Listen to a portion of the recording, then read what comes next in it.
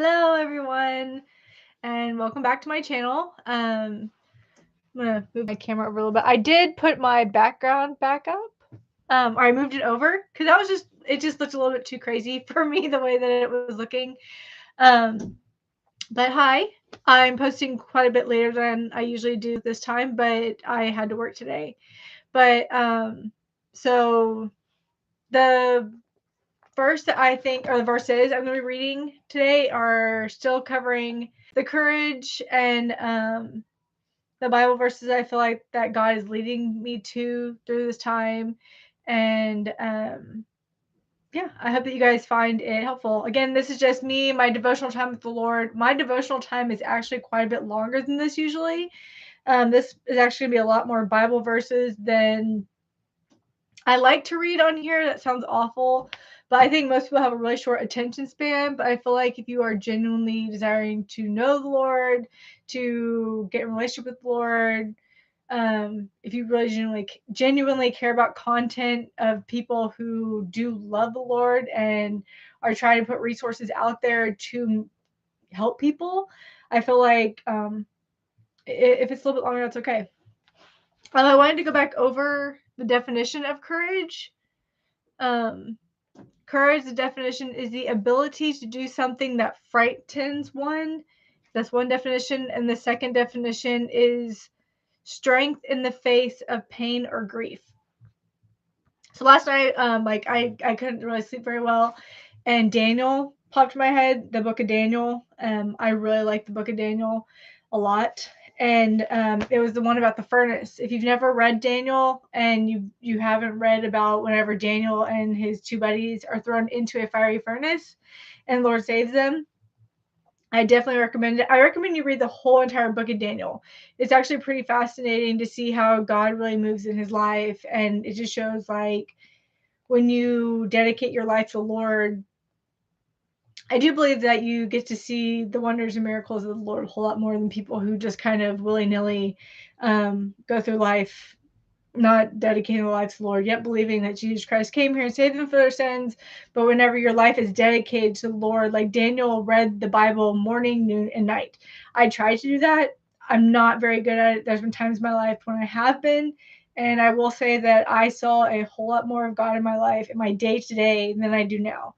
And as much as I try to read morning, noon, and night, I'm not as good as I want to be. And I'm working on that. I pray about that all the time.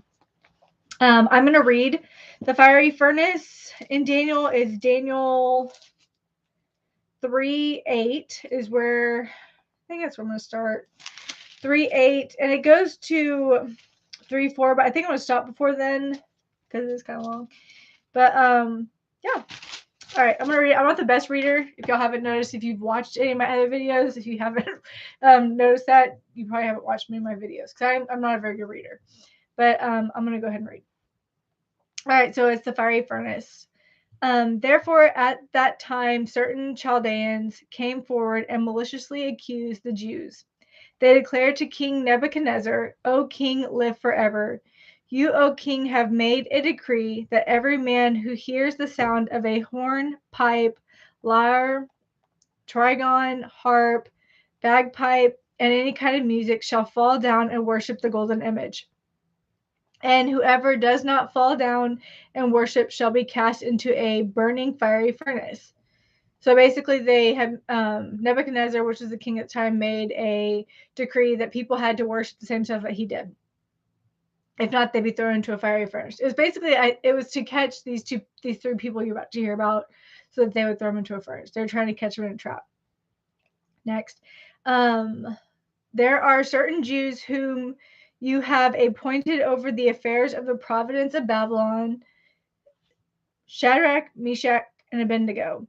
These men, O king, pay no attention to you. They do not serve your gods or worship the golden image that you have set up. Then Nebuchadnezzar, in furious rage, commanded that Shadrach, Meshach, and Abednego be brought. So they brought these men before the king Nebuchadnezzar. Nebuchadnezzar answered and said to them, Is it true, O Shadrach, Meshach, and Abednego, that you do not serve my gods or worship the golden image that I have set up? Now, if you are ready, when you hear the sound of the horn, pipe, lyre, trigon, harp, bagpipe, and every kind of music, to fall down and worship the image that I have made, well and good.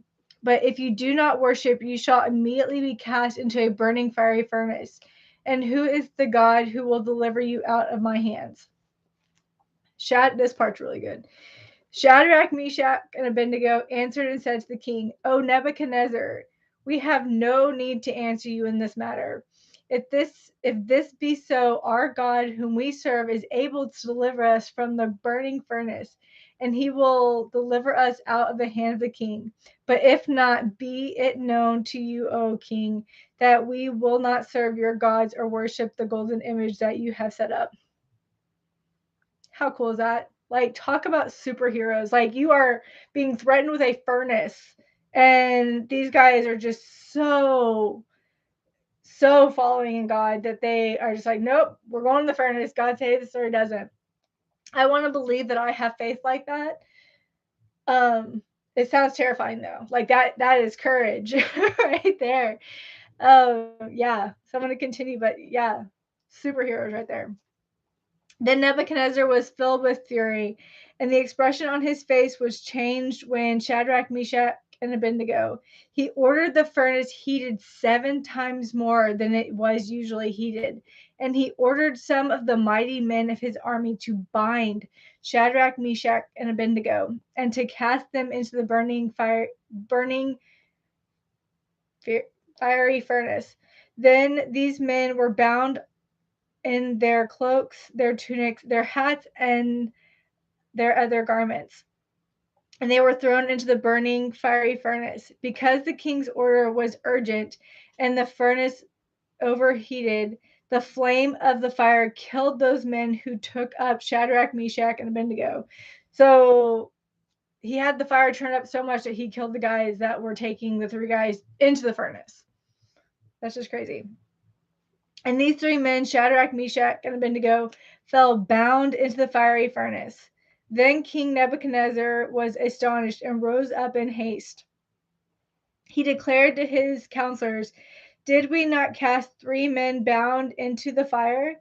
They answered and said to the king, True, O king. He answered and said, But I see 4 men unbound walking in the midst of the fire, and they are not hurt. And the appearance of the fourth is like a man of the gods. Then Nebuchadnezzar came near to the door of the burning fiery furnace, and he declared, Shadrach, Meshach, and Abednego, servants of the Most High God, come out and come here.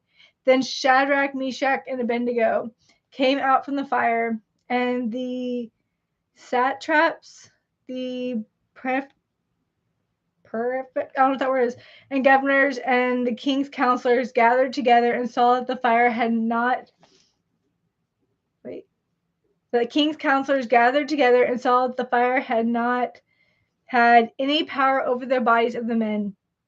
The hair on their heads was not singed, their cloaks were not harmed, and no smell of fire had come upon them. Isn't that amazing? Like, God is so good that whenever he comes to save you, you can be thrown into a fiery furnace and you won't even smell like smoke. Like, that's that. I think I want to stop right there. I'm gonna stop right there. So, like, when I read that in my devotional time, I would usually have my journal out, and I've realized this in my devotionals. I haven't really been talking about like how I do my journal writing. Like with that, like there's something in me right now that's super pumped up, and I would be journaling it out of just like how awesome is it that when God comes to rescue you, no matter what you've gone through, no matter what craziness, because that's craziness, right? Being thrown into a furnace, like you won't even smell like smoke. Your hair won't even be burned, and there's fire all the way around you. You can be thrown into a situation where there's nothing that you cannot save yourself. There's nothing they could have done. Their hands were bound, their legs were bound, and they were thrown into a furnace that was heated up 7 times the heat that it was usually supposed to be. And it killed the people taking them up. But since the Lord was with them, not a single one of them was hurt at all. How crazy is that? So whatever it is, like when I read stuff like that, the I read the Bible like every single story is true because it is. I've seen things in my life that have been very interesting that made no sense. The only reason that I got out of stuff was because the Lord was with me. I felt like the Lord wanted me to share a story about how, okay, so when you're in a situation where no one can save you, you have no way to save yourself, like that God will come and save you. So my story that I feel like God wanted me to share. One time I was on my way to work and I had forgotten my cell phone at home, and my front tire on the driver's side, no, on the passenger side, blew out. And I ended up on like how there's a highway like this, and you can be stuck on the shoulder on the inside of the highway. So that means like you can't get out. That's where I got stuck with no cell phone. And I remember I was searching and searching and searching for my cell phone. And I was just like, what do I do? Like, do I start walking home? And I kept checking my trunk, my inside of my car. I'm like, I gotta have my cell phone. I gotta have my cell phone. I can't do anything unless someone, like, unless I have my cell phone, because no one's gonna stop on the highway, right? And I had been there for I don't even know how long. And next thing I know, there's a black Mercedes that pulls up behind me. And I got out, and this big black guy comes walking up to me, and he's like, he looks angry. And I was like, oh my gosh, I don't know what's going on here. And the first thing he goes, do you believe in God? And I go, yeah. Is this the part where you kill me now? Because you hear these things like where you confess that you're a Christian, and then people kill me, and then people kill you. So I assume that's what was going to happen. And the guy goes, no.